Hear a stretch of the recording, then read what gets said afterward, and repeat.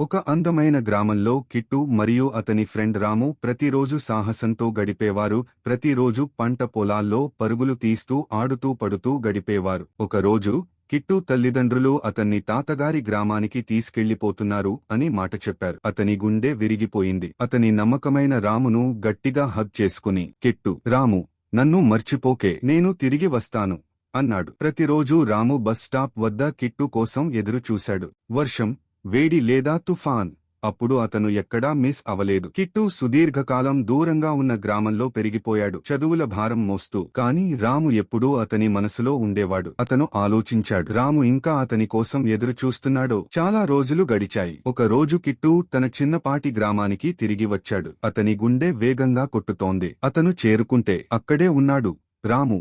రాము కిట్టుని హత్తుకునే సమయంలో వెలుగుతో అతను మెరిసిపోతున్నాడు. గ్రామస్థులు మురళి అన్నాడు, రాము సాధారణ కుక్క కాదు, అతను దేవతల నుండి వచ్చాడన్న మాట.